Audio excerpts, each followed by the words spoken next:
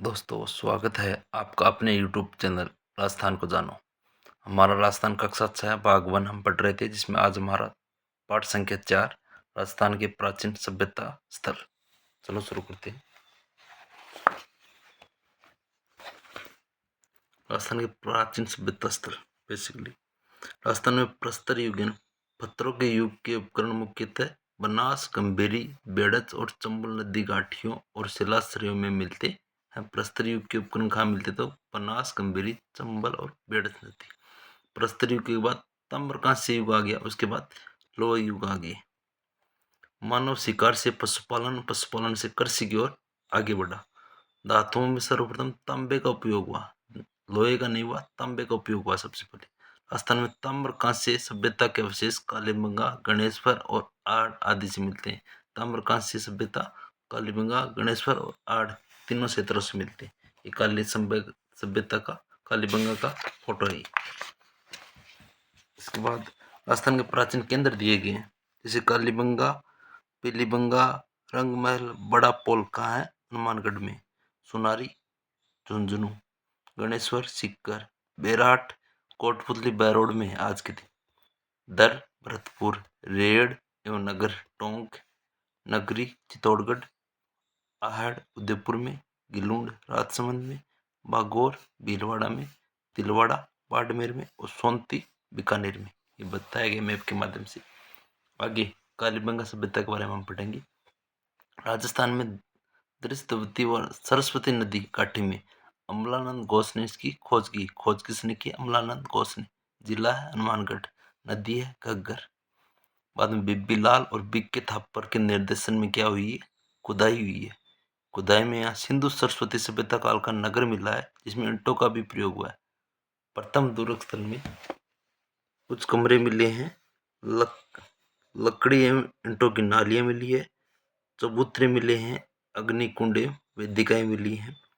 दूसरे टिल्ले में इस एक दुर्ग मिला है। कालीबंगा की नगर योजना सिंधु सभ्यता के समान दिखाई देती है। यहाँ पे जोती हुई कृषि भूमि मिली है, ये मुख्य है।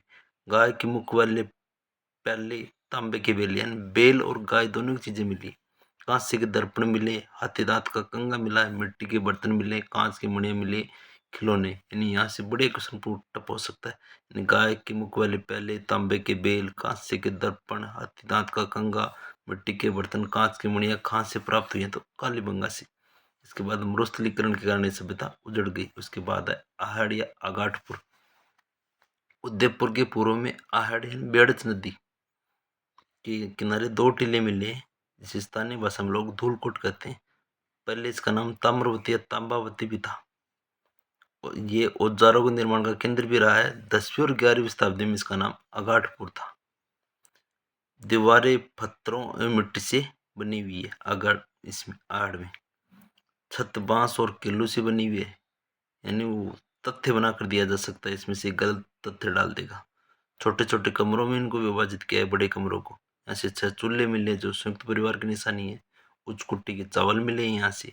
आड़ में बठनुमा चूल्हा भी मिला है। यहाँ पे तांबा पिघलाया जाता था इस बठनुमा चूल्हे में। आदिवासी बर्तन बनाने में निपुण थे। लाल एवं भूरे मृद भांड अलंकरण से प्राप्त हुए हैं।